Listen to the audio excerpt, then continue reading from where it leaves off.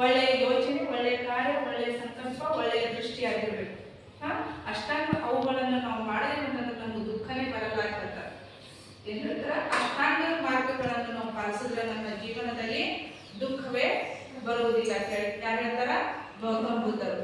ಗೌತಮ ಬುದ್ಧರ ಸಾಕು ತಾಯಿ ಹೆಸರೇನು ಅಂತಂದ್ರ ಗೌತಮಿ.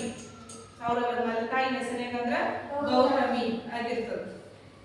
ನೆಕ್ಸ್ಟ್ ನೋಡ್ರಿ, ಇವರಿಗೆ ನಾವು ಗೌತಮ ಬುದ್ಧರ ಮೊದಲ ಹೆಸರು ಸಿದ್ಧಾರ್ಥನ ಅರ್ಥ ನಿಮ್ಗೆ ಏಷ್ಯಾದ ಬೆಳಕು ಅಂತ ಕರೀತಾರೆ. ಗೌತಮ ಬುದ್ಧರಿಗೆ ಏನಂತ ಕರೀತಾರ? ಏಷ್ಯಾದ ಬೆಳಕು ಅಂತ ಕರೀತಾರ. ಅದನ್ನು ಏಷ್ಯಾದ ಬೆಳಕು ಎಂದು ಕರೆದವರು ಎಡ್ವಿನ್ ಅರ್ನಾಲ್ಡ್.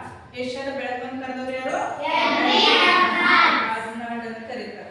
ನಾವು ಬೌದ್ಧ ಧರ್ಮದ ಗ್ರಂಥಗಳು ಯಾವ್ಯಾವ ಅಂತಂದ್ರ 3 ಅದಾವ: ಸೂಕ್ತ ಪೀಠಕ, ವಿನಯ ಪೀಠಕ ಮತ್ತು ಅಭಿಧಮ್ಮನ ಪೀಠಕ. ನಾವು ಬುದ್ಧರ ಉಪದೇಶವನ್ನು ಸೂಕ್ತ ಪೀಠಕದಲ್ಲಿ ನೋಡ್ತೀವಿ. ಸೂಕ್ತ ಪೀಠಕಗಳು ಯಾವ ಭಾಷೆಯಲ್ಲಿವೆ ಅಂತಂದ್ರ ಪಾಳಿ ಭಾಷೆಯಲ್ಲಿದೆ. ಯಾವ ಭಾಷೆಯಲ್ಲಿದಾವ? ಪಾಳಿ ಭಾಷೆಯಲ್ಲಿಲ್ಲ. ಗೊತ್ತಾಯ್ತು?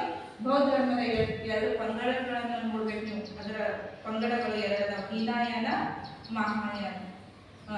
ಗೌತಮ ಬುದ್ಧರು ಕುಶಿನಗರದಲ್ಲಿ ಮರಣವನ್ನು ಹೊಂದುತ್ತಾರೆ. ಗೊತ್ತಾಯ್ತು? ಇಲ್ಲಿವರೆಗೆ ನೀವು ಬೌದ್ಧ ಧರ್ಮದ ಸಂಕ್ಷಿಪ್ತ ಪರಿಚಯ ತಿಳ್ಕೊಂಡಿರಿ. ಹೌದಿ? ತಿಳ್ಕೊಂಡಿರೆಲ್ಲರೂ? ಅರ್ಥ ಆಗಿದೆ ಎಲ್ಲರಿಗೆ? ಓಕೆ.